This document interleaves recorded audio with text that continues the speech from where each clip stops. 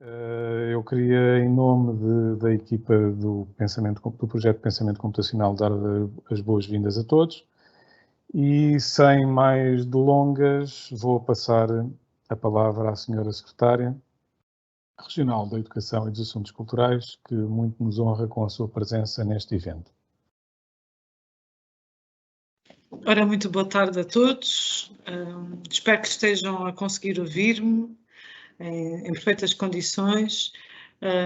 Peço desde já desculpa se por acaso esta minha intervenção inicial tiver alguma interrupção, porque estou na Assembleia Legislativa Regional no Faial e, portanto, em partilha de gabinete, inclusivamente, e, portanto, isso pode acontecer. Mas é com muito gosto que aqui estou convosco. Também peço desculpa por não poder acompanhar-vos o resto da sessão, por essa mesma razão de estarmos em sessão plenária e de ter tido de fazer aqui uma escapadinha para vir estar convosco.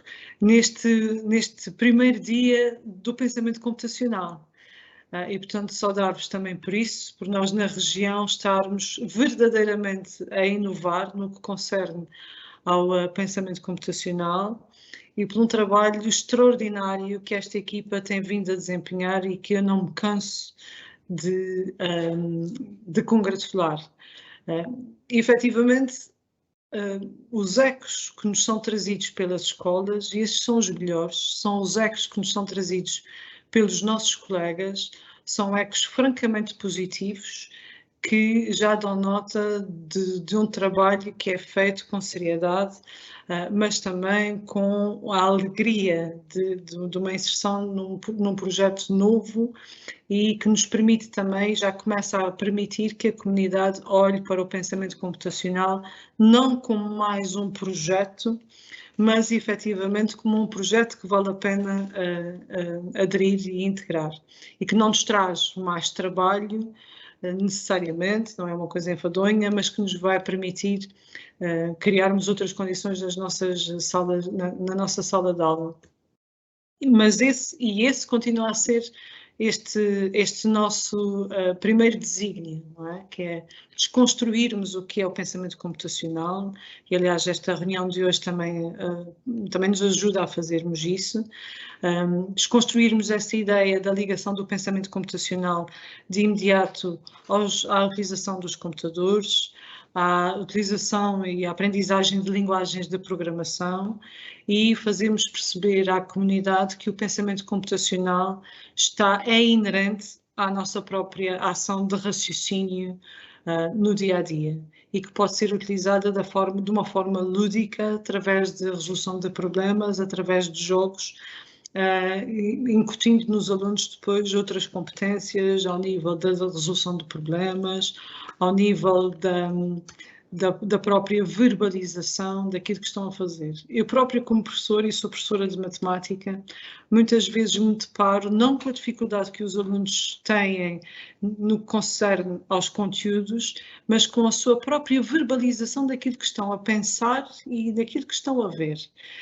E, portanto, também eu senti na minha prática grande necessidade de nós trabalharmos com os alunos esta estruturação do pensamento e de nós trabalharmos com os nossos alunos a forma como nós verbalizamos, ou como eles verbalizam a estruturação de pensamento que estão a fazer. E esta é uma competência que depois tem, como os colegas sabem, bem melhor do que eu nesta fase, que tem um interesse que é transversal às várias disciplinas e que, sem dúvida, depois contribuirá para a promoção do sucesso escolar. E desde a primeira hora que o pensamento computacional foi um dos bebés que o 13º Governo Regional quis criar desde o início. E é um projeto que já extravasou a nossa área só de competência, neste momento está entregue nas mãos dos colegas, que depois também têm esta missão de o fazer extravasar para as escolas no próximo ano letivo.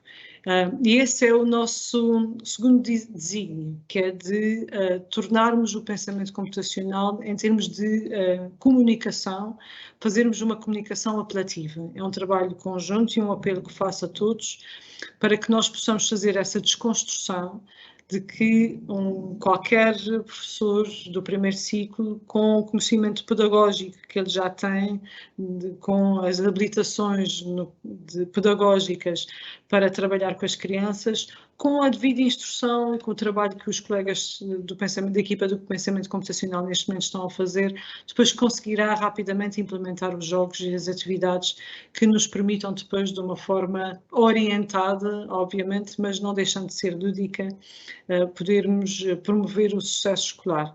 E é esta forte convicção que nós temos, que nós podemos transformar até a forma como damos aulas, sem prejuízo dos currículos, mas que podemos perfeitamente introduzir outras dinâmicas, promover o jogo, como eu costumo dizer, a brincar, a jogar, também se aprende, e essa é uma fortíssima mais-valia deste projeto também, para nós podermos criar aqui outras formas de podermos trabalhar. Não podendo alongar-me muito mais, porque, como vos disse, tenho estes compromissos ao nível do plenário. Resta-me agradecer a todos, não somente o trabalho que têm vindo a desempenhar, mas aquilo que nós sabemos que ao qual vão ter que dar continuidade, mas, acima de tudo, agradecer a todos o empenho e a alegria que têm demonstrado neste trabalho e que depois tem sido, obviamente, visível em termos de qualidade. Desejo a todos uma ótima continuação de trabalhos e um beijinho, deixando aqui um beijinho também. Ok, muito obrigado, Senhora Secretária. Nós temos então, hoje é o dia 11 de maio, é o dia que nós instituímos como sendo o dia do pensamento computacional e, entretanto, pegando aqui um pouco naquilo que a Senhora Secretária acabou de dizer, deste extravasar,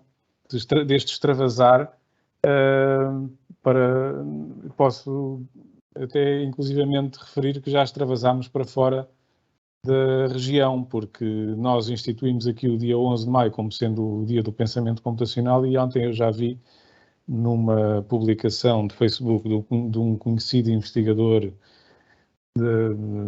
da Universidade do Minho, uma publicação em que ele diz que sabem que dia é amanhã, portanto isto foi ontem, e ele perguntava, sabem que dia é amanhã? É dia do pensamento computacional. Portanto, de facto, já há aqui um extravasar também até a este nível. Era suposto nós termos aqui connosco o professor que está a ser o mentor deste projeto, o professor Miles Berry. Vamos ver se ele ainda se consegue juntar a nós durante o decorrer da sessão. O professor Miles Berry é da Universidade de Roehampton, já agora eu faço uma breve apresentação.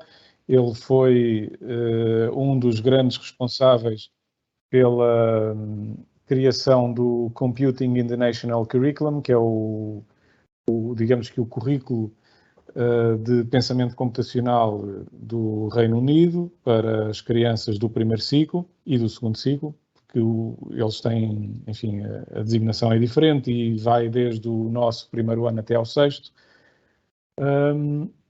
E é uma das grandes autoridades mundiais neste domínio do pensamento computacional e dos assuntos ligados à computação na educação e é o mentor deste projeto e ele, enfim, gostaria de participar neste evento. Não sabemos ainda, nesta altura, se será possível, uma vez que ele tinha compromissos. Ele disse que ia fazer os possíveis para participar e vamos ver se ele ainda consegue entrar aqui, nem que seja para dar umas palavrinhas durante o evento.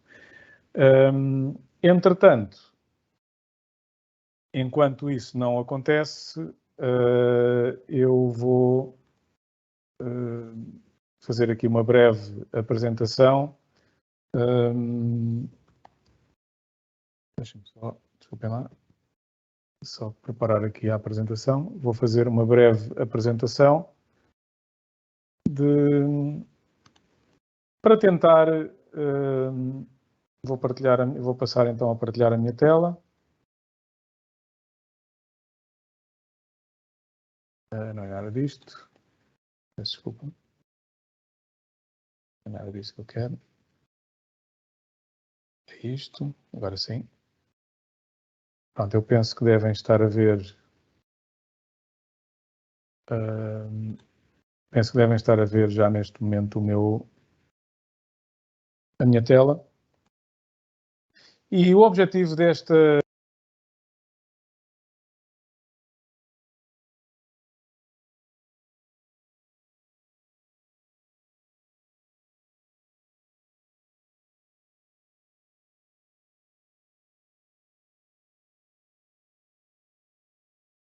Ficamos sem som, Paulo.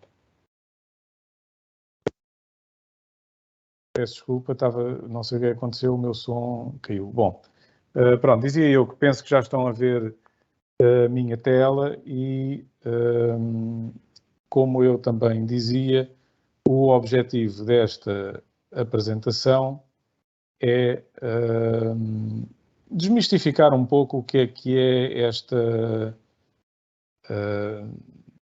enfim, estas duas palavras, pensamento e computacional. E eu digo isto porque desmistificar o que são estas duas palavras, porque sempre que eu falo de pensamento, sempre ou muitas vezes, eu falo de pensamento computacional com colegas nossos e vejo rostos de alguma preocupação. E porque são, de facto, duas palavras que podem ter significados, e estando juntas, não é? Podem, de facto, ter significados de coisas muito complexas e muito pouco terrenas. Mas não é assim. E vamos passar a ver a apresentação e eu acho que vou tentar explicar um pouco do que é então este pensamento e computacional. Para isso, vamos focar primeiro só na palavra pensamento e vamos deixar o computacional para mais tarde. E então, pegando na palavra pensamento, será talvez interessante perguntar como é que pensa um computador. Um computador, obviamente, não pensa, é por isso que a palavra está entre aspas, ele cumpre uma série de instruções que lhe são dadas, mas podemos dizer que, agora, para facilitar a comunicação, que este executar das instruções que são dadas ao computador é a forma dele pensar. E o computador pensa de uma forma que é mais ou menos básica, como vocês vão ver. E eu, para isso, inclusivamente, gostaria de mostrar um vídeo, um pequeno vídeo, no qual isso é mais ou menos claro, a forma de pensar de um computador. Agora aqui, eu fiquei na dúvida se fiz a partilha com som ou partilha sem som. Bom, para não termos a dúvida, eu vou pedir, peço desculpa, vou interromper a minha partilha e vou partilhar de novo, está bem? Porque o Teams tem esta coisa de ter o cuidado de partilhar com som, incluir som de computador. Pronto, agora não há dúvidas.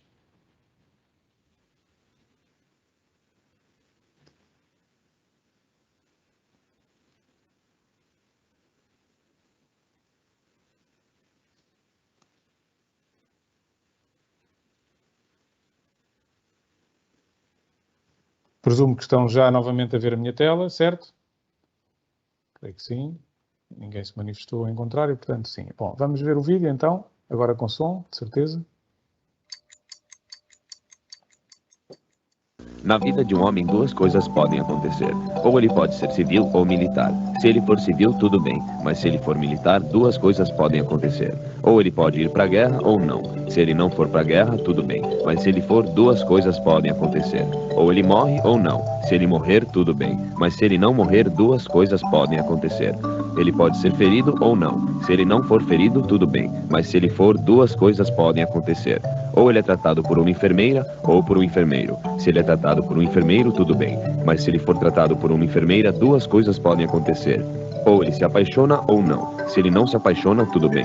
Mas se ele se apaixona, duas coisas podem acontecer.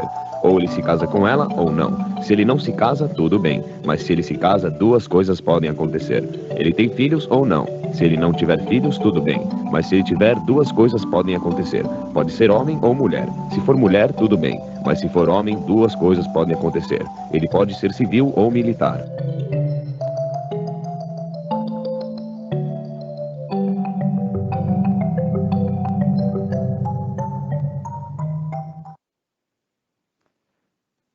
Pronto, é um pequeno vídeo que nos mostra um pouco como é que um computador funciona. Um computador tem sempre esta forma de funcionar. Este ou é ou não é, como estava ali no vídeo. No caso, no caso de quando ele está a ler o código, há sempre duas coisas que podem acontecer, na verdade. Portanto, ele funciona muito desta maneira. Ou sim ou não, ou está ligado ou está desligado, ou é verdadeiro ou é falso. E a isso nós chamamos a linguagem que o computador usa para o seu próprio funcionamento e para o seu processamento, nós chamamos linguagem máquina, que também é conhecida como a linguagem binária. Esta linguagem binária é binária porque ela usa apenas dois dígitos. Ela usa zeros ou uns. E isso fica dentro, portanto, ou o 0 ou o 1 fica dentro do bit, que eu penso que já devem ter ouvido falar. O bit é aquilo que se designa por binary digit e é o menor pacote de informação que um computador armazena. E é sempre um 0 ou um 1. Ou é um ou é outro. Nunca os dois, é sempre um destes. Depois temos o byte, que também já, com certeza, ouviram falar. E um byte é um conjunto de 8 bits. Portanto, aqui já temos um pacote mais extenso, não é? E que já armazena mais informação. E armazena informação como, por exemplo, as letras do alfabeto que nós usamos praticamente todos os dias para escrever textos no computador. Sejam textos para preparar uma aula, para enviar um e-mail, para uma carta de amor, enfim, qualquer coisa. Para o computador, quando nós carregamos na letra A, aquilo que ele vê, digamos, entre aspas, é este número que aqui está, em código binário. Este 01000001.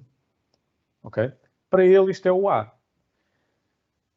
Assim como o B é este outro número. Reparem que há aqui uma diferença do A para o B. Eles parecem quase iguais, mas não são. Não é? Este 1 já ocupa outra posição aqui neste conjunto de 8 bits. Ok? E o C, se repararem também, é um conjunto de 8 dígitos, zeros e uns, mas também é diferente dos anteriores. B e A. Ok? Acho que se vê bem a diferença quando eu passo em sequência. Portanto, é assim que o computador funciona. Esta é a linguagem que ele entende. Ele só entende zeros e uns. E eu agora até tenho aqui um desafio para lançar, que é se alguém sabe que palavra é esta. Posso dar aqui uma pista, que é esta palavra é constituída apenas com as letras que eu mostrei há pouco, portanto, que foram estas. A, B e C. Isto para o computador é uma palavra. Posso também dizer-vos que é uma palavra bastante curta. Não sei se alguém acertou, não estou a ver o chat aqui, neste momento. Mas, pronto, eu vou revelar. A palavra é esta. É esta banda que fez sucesso nos anos 80, portanto, se há aqui alguém na audiência antigo como eu, sabe, conhece de certeza, os ABBA. Se vocês repararem, eu sei que isto não é fácil, até porque não é fácil para ninguém, muito menos para quem está a ver isto pela primeira vez. Até aqui temos a letra A, aqui temos a letra B, até aqui temos novamente a letra B e aqui temos novamente a letra A. Portanto, isto é a palavra aba em código binário. E é assim que o computador entende se nós escrevêssemos a palavra aba num processador de texto qualquer que estejamos a usar quando estamos a escrever um texto.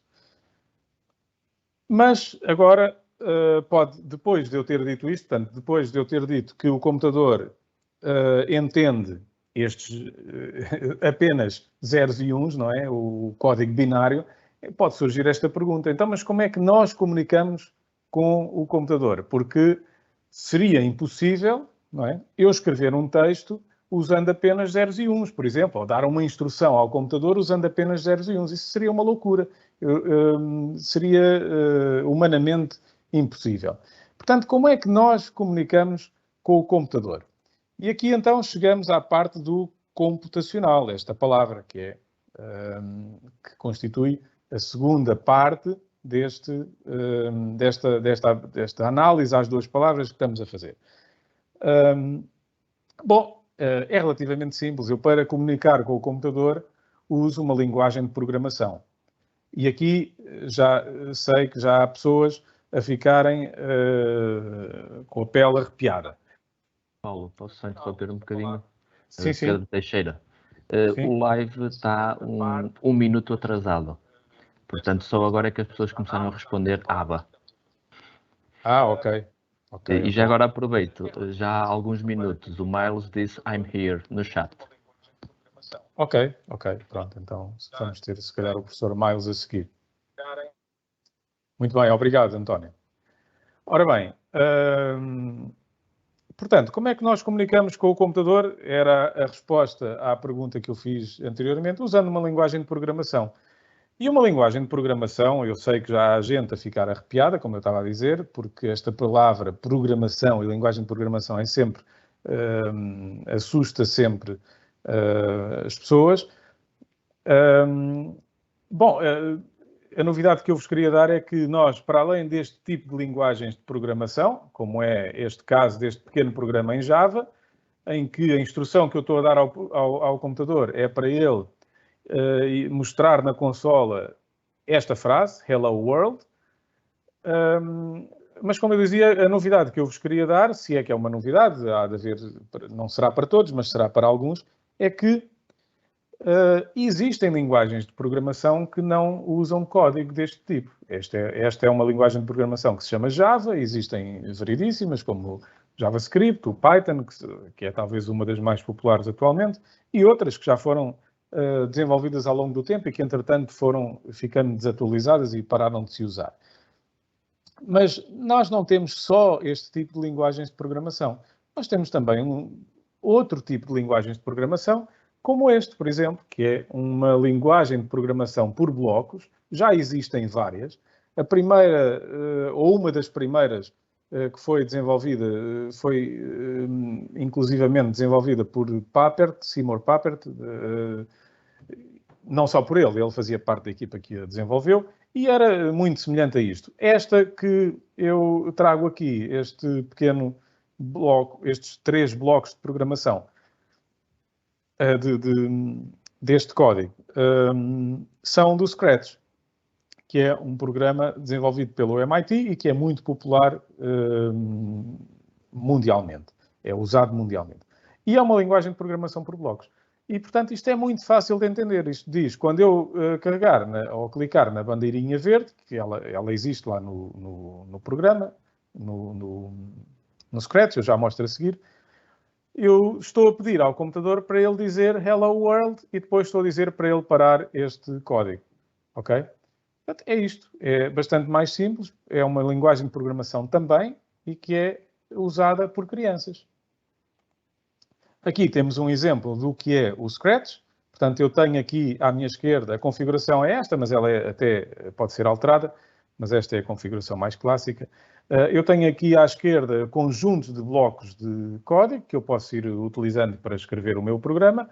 Este é o programa que eu escrevi e cá está o resultado. Esta é a consola onde depois me aparecem o resultado do que eu escrevi.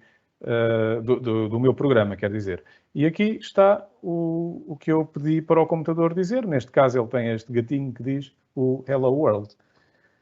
E pronto.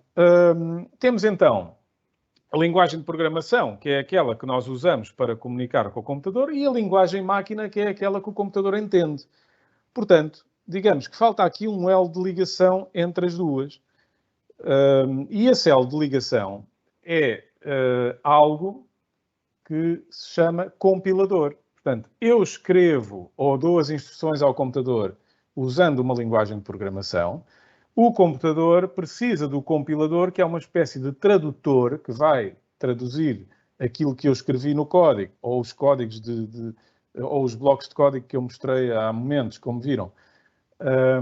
Portanto, o compilador traduz essa informação que eu escrevi para aquilo que é a linguagem que o computador entende, que é a linguagem máquina, os tais zeros e uns. É assim que funciona. E agora, pode também surgir esta pergunta, que é: por que usamos computadores? Porquê? Não é? Porquê é que nós usamos computadores? A vida era possível quando não haviam computadores, não é? Entretanto, passaram a haver computadores e passámos a usar computadores. Porquê?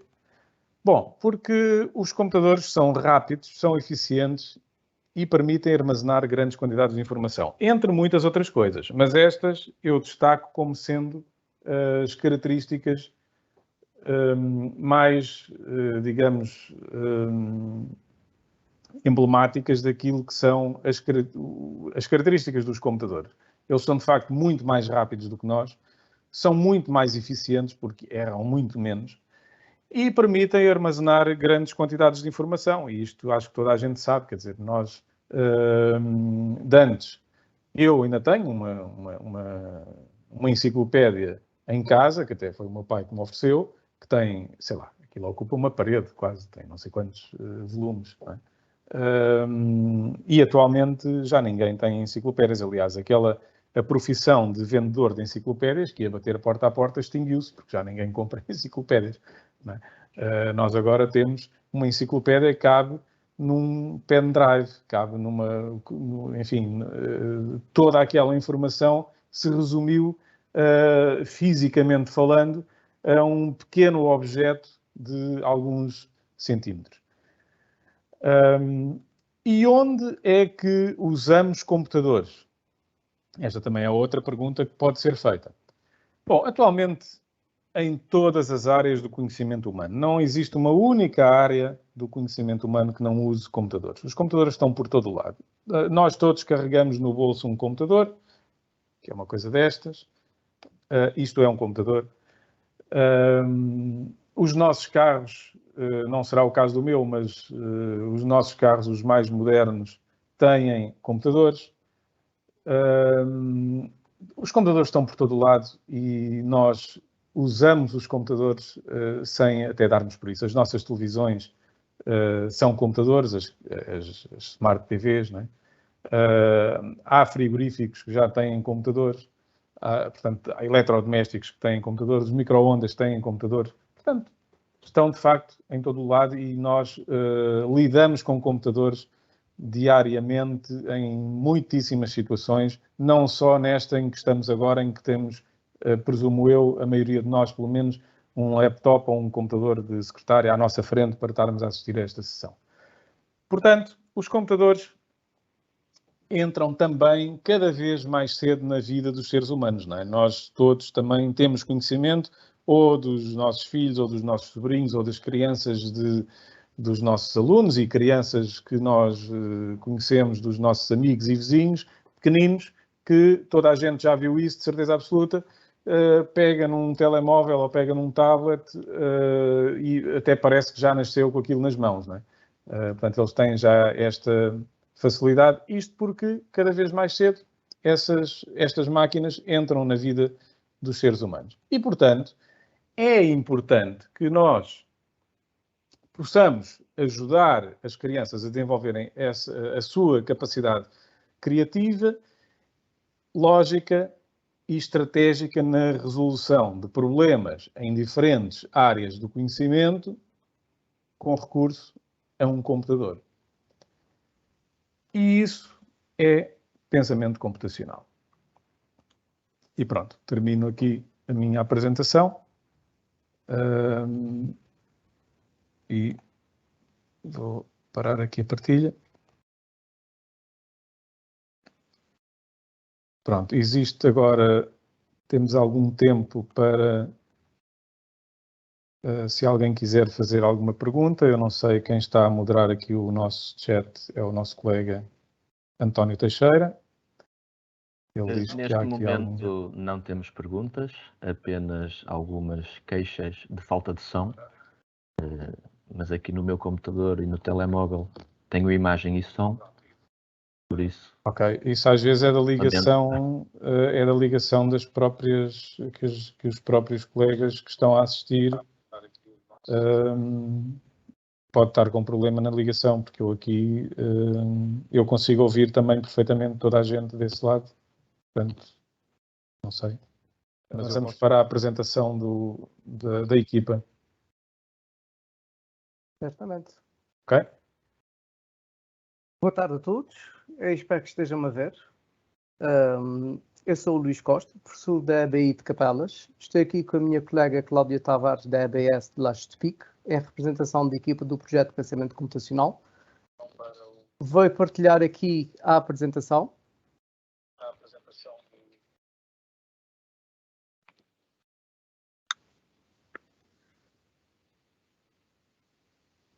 Okay.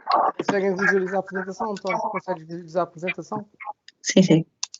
Okay. Este desafio foi apresentado às escolas no final do ano letivo passado pela Secretaria Regional de Educação e estamos aqui para apresentar o nosso trabalho e intenção. Esta equipa foi criada pelo despacho a 2 de agosto do ano passado. É uma equipa multidisciplinar oriunda de 22 unidades orgânicas diferentes. A equipa que se junta é extremamente dinâmica, sendo composta maioritariamente por professores do primeiro ciclo, mas também professores de informática, educadores de infância, educação física, música e inglês.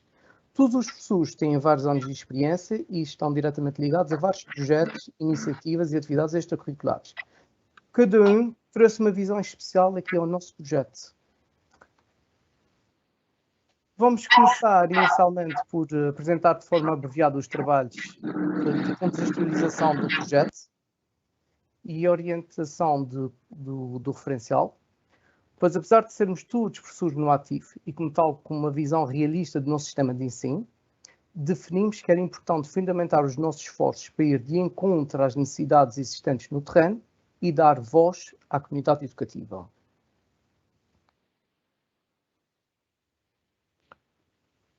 A nível de investigação, todo o trabalho realizado foi o resultado de um esforço continuado, onde nos fomos formando cientificamente e criando um projeto regional dos professores para os professores. Isto foi feito através da supervisão do professor Dr. Miles Berry, que infelizmente não consegue fazer ligação. Teve coordenação a nível regional do Dr. Paulo Novo. Tivemos reuniões de equipa presenciais e online e tentamos fazer uma contextualização à nossa realidade e não uma mera adaptação. Apesar do pensamento computacional já existir em vários currículos em outros países, nós não quisemos copiar, nós quisemos criar o nosso.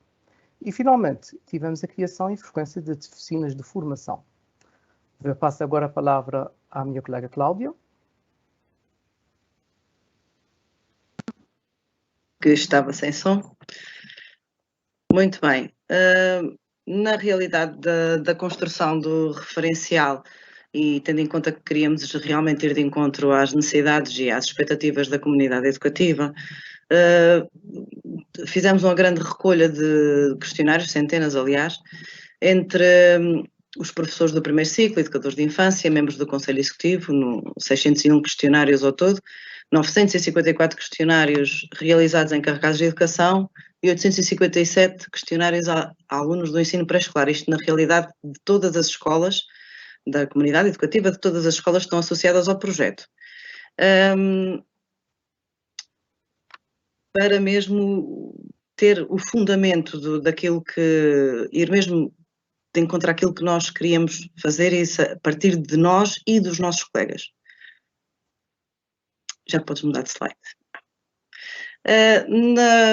Desses questionários, o que verificamos, e realmente as respostas acabam por não ir muito além daquilo que estávamos à espera, e foi um bocado universal, que verifica-se mesmo o uso excessivo de dispositivos móveis por parte dos alunos, cada vez mais, não um uso educativo, mas mesmo um uso mais banal.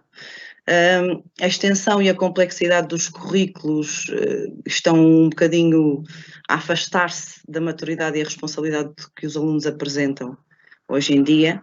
Há um excesso de formação de caráter obrigatório no primeiro ciclo, devido às constantes alterações curriculares, modificações, adaptações, etc.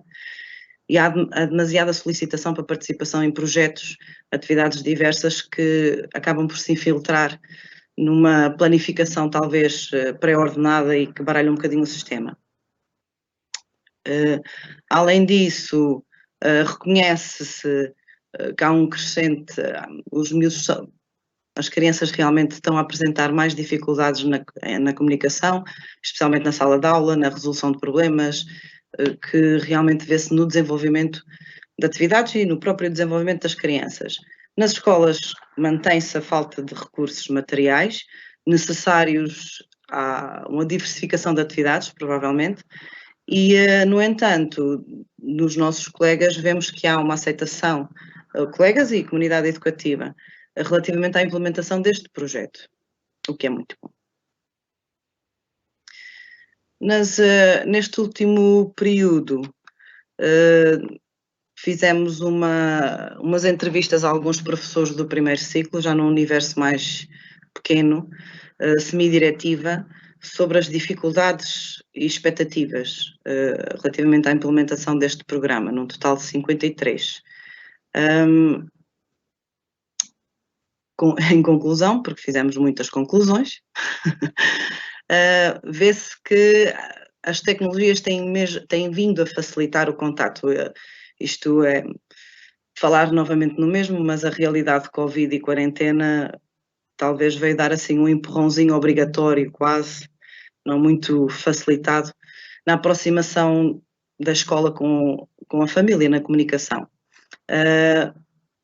Mantém-se a ideia de que é necessário fornecer às escolas os equipamentos adequados, em quantidade suficiente, que a carga letiva do primeiro ciclo é demasiado excessiva, é uma realidade assente para todos, e que os programas são extensos, complexos, pouco funcionais e desajustados à faixa etária dos alunos de agora. São coisas que são precisas rever e adereçar com algum afinco.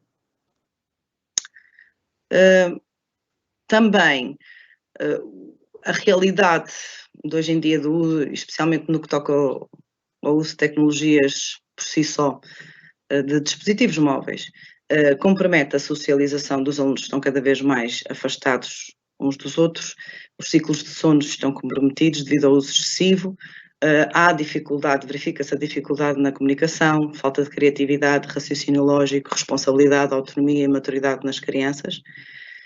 No entanto, a aplicação do pensamento computacional, desde que seja feita de modo a ser uma mais-valia na aprendizagem dos alunos. Há sempre aquele receio que isto foi o que os nossos colegas, não é, evidenciaram nas suas preocupações, que seja mais um projeto ou que seja só mais um brincar com um computador, e foi isto que nós identificámos com estas últimas entrevistas.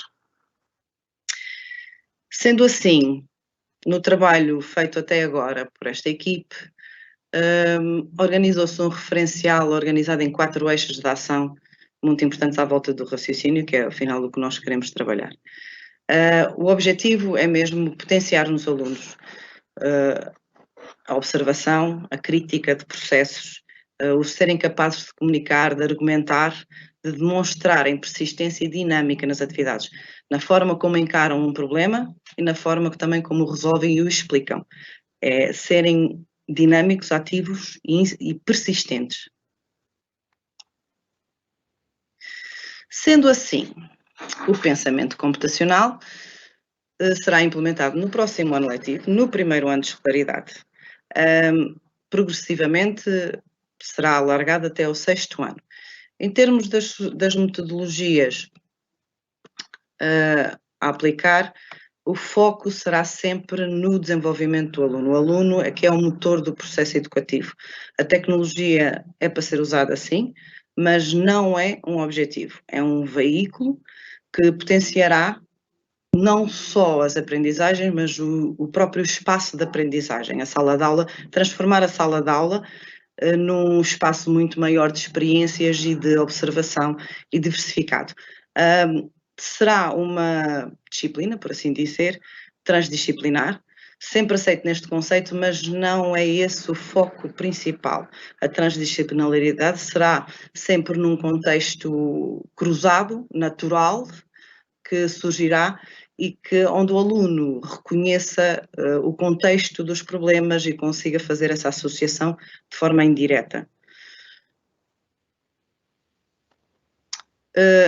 A formação, que era a questão que estavam logo a pôr, a formação será basicamente contínua, não será, por enquanto, uma formação direta.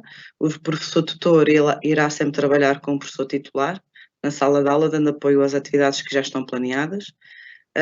A sugestão para o desenvolvimento deste projeto e desta disciplina num tempo semanal, a proposta é que seja no tempo de estudo integrado, para não haver um acréscimo de carga letiva ou roubar um tempo a qualquer outra disciplina ou área curricular, se bem que esta decisão pertence a cada escola. O ponto mais importante para nós é que este projeto, o seu desenvolvimento, a sua aplicação, estará em constante monitorização e adaptação. Não há a perfeição, embora haja a ambição da mesma. E esta monitorização é para manter sempre este projeto de uma forma dinâmica, é um projeto aberto, é um projeto que será sempre adaptar às necessidades, seja de cada escola, seja da ilha, seja da região, seja a um aluno em específico, que é para, neste feedback de trabalho integrado na sala de aula, podermos ir capacitando este referencial, capacitando o nosso trabalho para as verdadeiras necessidades. Volto aqui antes. Peço a todos os que nos estão a assistir para entrarem aqui numa pequena brincadeira de grupo, uma pequena dinâmica de grupo, para ir no vosso navegador, inserir o endereço menti.com e este código está aqui abaixo, ou então no vosso dispositivo móvel, no vosso telemóvel, basta ler o código QR e a tarefa é, numa palavra, tentar descrever o que é o pensamento computacional. Vamos dar aqui uns minutinhos para a resposta e já passamos para o site para nós podermos ver o feedback recebido. Volto a lembrar, é só colocar menti.com, o código que está aqui em baixo, este conjunto de números, e da forma mais abreviada possível, de preferência numa palavra, tentar descrever o que é o pensamento computacional, ou o que é o pensamento computacional.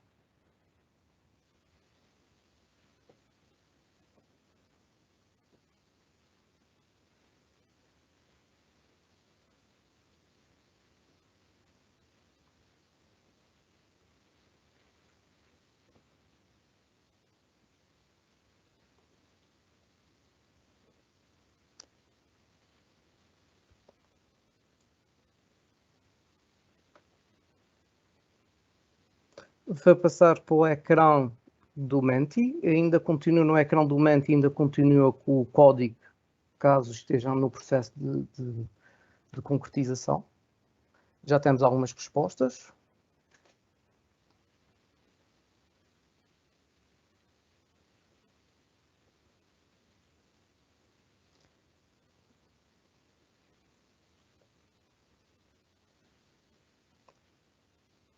Já temos aqui 34 participações. Se não estou em erro, temos sensivelmente 2 centenas de docentes a assistir.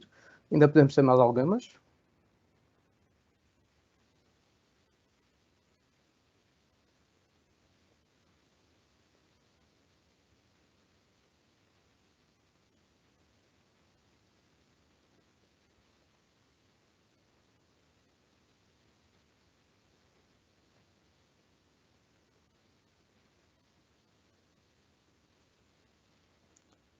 vou iniciar aqui o fecho da atividade, para nós termos com 3 minutos de atividade.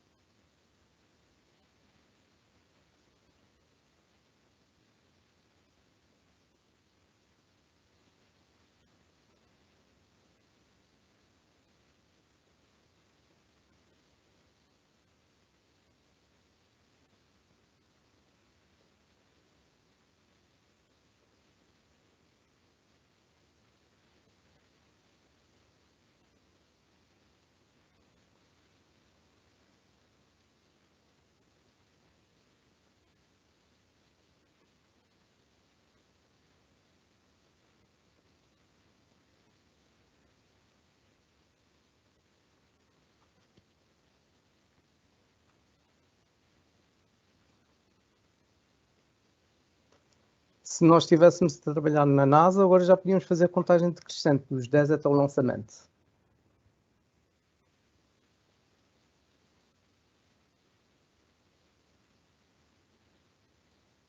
Ok. A votação está neste momento fechada. Lamento se os colegas não tiveram a oportunidade de participar, mas também não queremos que o webinar seja algo maçador, especialmente que isto é a apresentação do projeto e é o nosso primeiro webinar. Notamos aqui claramente que existe a resolução de problemas, raciocínio, lógica, habilidade, evolução, estratégia, organização, programação, pensamento dinâmico. Se eu pudesse pôr esta nível de palavras no nosso referencial, e provavelmente até nós conseguimos, o pensamento computacional para nós é isto tudo. Desde o mais pequeno, desde o descomplicado até ali o futuro. Voltamos então à nossa apresentação. Confirme-me só que estão a ver a apresentação novamente. Não vai estar a falar aqui sem visualizar? Sim. Ok. Então, o que é que o pensamento computacional não é sinónimo de quê? Atenção, não é sinónimo de. Será uma confusão frequente associar o pensamento computacional a TIC devido ao uso da palavra computacional e talvez porque existe em muitos países uma aposta no uso de material informático ou digital. No entanto, enquanto as TIC vê a tecnologia como um fim, ou seja, ensina como usar a tecnologia, o PCOM usa a tecnologia, ou melhor, o pensamento computacional usa a tecnologia como uma forma de diversificar o contexto de ação. Não é sinónimo da matemática. Apesar de estarmos a receber forte publicidade que o pensamento computacional irá ser inserido na matemática, como vai acontecer no Portugal continental, e que muitas atividades irão de facto envolver matemática, o pensamento computacional não tem aplicação somente na matemática. Ela é a capacidade humana de perceber e resolver um problema, transmitindo a sua solução de forma mais eficaz. Não é uma vertente de informática, para termos que saber usar software e hardware, ainda que muito provavelmente iremos saber um pouco mais sobre ambas as coisas. Não é pensar como um computador, como explicou o Dr. Paulo, o computador não pensa. Okay? Como é que nós podemos ensinar a pensar como um computador se o computador em si não pensa? As linguagens de programação de nível avançado seria interessante, e acho que quando se fala em pensamento computacional e programação, relembramos logo, programação, isto é coisas que havia meus colegas de universidade a fazer e assustavam. No entanto, boa parte da equipa não domina linguagens de programação de nível avançado. Como é que nós poderíamos sequer exigir isso aos colegas? O pensamento computacional não é uma vertente de informática, não é TIC, não está limitado a recursos digitais, não é robótica, não é programação, não é matemática, mas, como tal qual, no nível de palavras, pode envolver pedaços de todos esses aspectos. Então, o que é o pensamento computacional para nós? O pensamento computacional é a mecanização do pensamento humano, por forma a explicitar e a facilitar a resolução de problemas. Quando colocado ao serviço da educação, é um veículo para a efetivação da aprendizagem. É a nova alfabetização, em correlação direta com a atualidade, caracterizada como a era digital. Aqui eu sei que vai haver colegas que vão apontar logo para ali para a palavra mecanização. Não quero que venham buscar a definição de máquina, ela aparece no sentido de não obstante o ser humano não obstante sermos humanos, o pensamento computacional, ao ser programado, não deixa lugar à subjetividade. Obedece a padrões, tem um algoritmo. Queremos estruturar o pensamento e permitir uma adaptação do aluno às variações apresentadas para a sociedade do século XXI. Num pequeno à parte pessoal, eu julgo que seria terrível para nós um aluno resolve um problema e nós perguntarmos, mas como é que tu chegaste a essa solução? E ele dizer-nos, porque sim. Isto, para nós, não serve. Por isso, temos que definir, mudar o pensamento dos alunos. Vamos deixar vários recursos, alguns muito brevemente, nomeadamente, no Teams iremos criar uma comunidade, um espaço PECOM aberto a toda a comunidade docente. Cada professor tutor também irá criar a sua equipa de trabalho, onde irá inserir os professores da sua unidade orgânica para trabalharmos diretamente na troca de materiais e feedback. Haverá um sítio na internet, uma página própria no sítio da Secretaria de Educação e Assuntos Culturais, com acesso aos documentos criados. E, finalmente, iremos fazer uma seleção de atividades criadas e adaptadas pela equipa para cada ano escolar, que estão elas próprias integradas numa progressão construtivista. Finalmente, eu espero que não vos tenha amassado muito, vamos ver aqui um exemplo de uma atividade, ou seja, o mesmo problema visto por 3 prismas diferentes.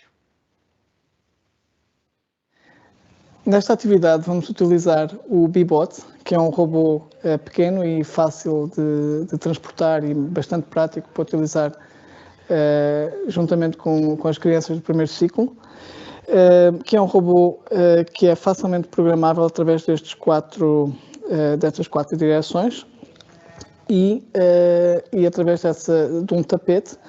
Neste caso temos um tapete feito à medida, utilizamos um tapete de 90 centímetros, uma vez que o robô desloca-se em passos de 15 centímetros.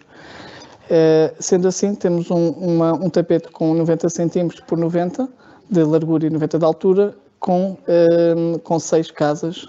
Vamos agora ver que no tapete que aqui está, dispusemos vários números de 1 a 10, sendo que os números estão baralhados ou estão colocados de forma aleatória para que possamos realizar uma atividade em que os alunos pensem qual será a melhor configuração do robô ou programação do robô, de forma que ele percorra os números que nós indicarmos. Colocamos uma casa de início e uma casa de fim para que o aluno saiba qual é a primeira casa e qual é a casa onde o robô deve terminar a sua atividade. Neste exemplo que vamos dar agora, os alunos terão que configurar o robô para percorrer os números pares, mas 1001 opções poderiam ser desenvolvidas. Podiam, por exemplo, percorrer os números ímpar, podiam percorrer os números pares de forma ascendente ou forma descendente, e até poderíamos complicar um pouco mais colocando operações matemáticas, em que o resultado eles teriam que saber para saber se o robô deveria ou não passar por essa determinada casa. Neste exemplo que vamos agora aplicar, vamos configurar este robô para percorrer os números pares, iniciando na casa de início e terminando na casa que diz fim. Vamos então programar o robô.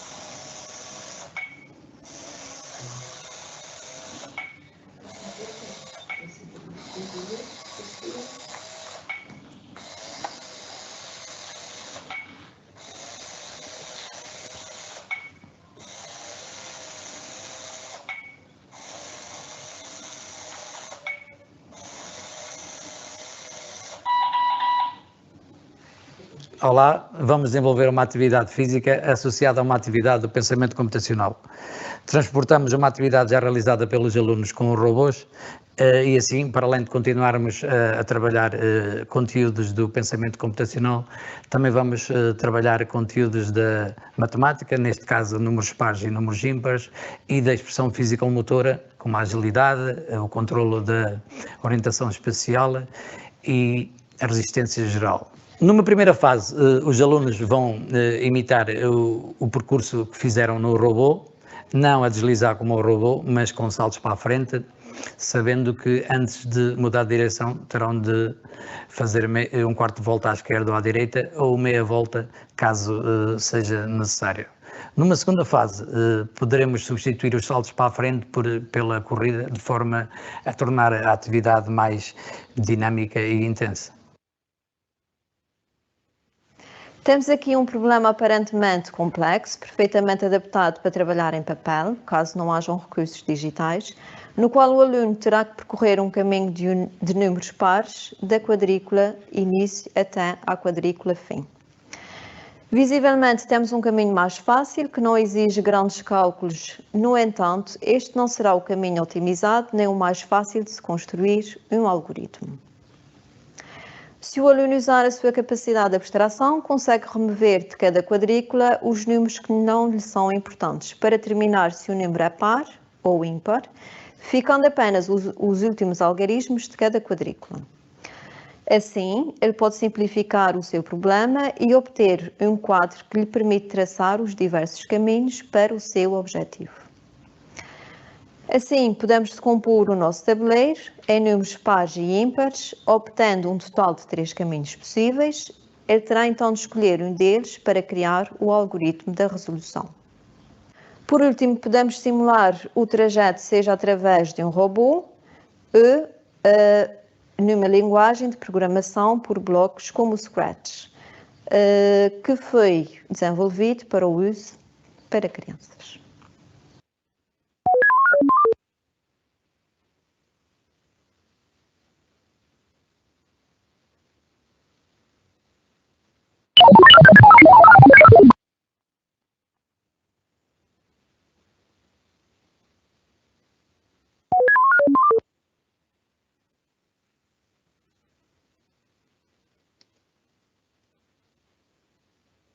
Eu, em nome da equipa, agradeço a vossa atenção. Estamos aqui disponíveis para futuros esclarecimentos. Podem colocar as vossas dúvidas nas perguntas e respostas. O António está a monitorizar e estamos aqui disponíveis para esclarecer alguma coisa que não tenha ficado bem ou algum anseio que possam revelar. Pronto, penso que então podemos dar por encerrado este primeiro dia do pensamento computacional, que foi criado nos Açores. Volto a frisar, é uma criação dos Açores. O dia 11 de maio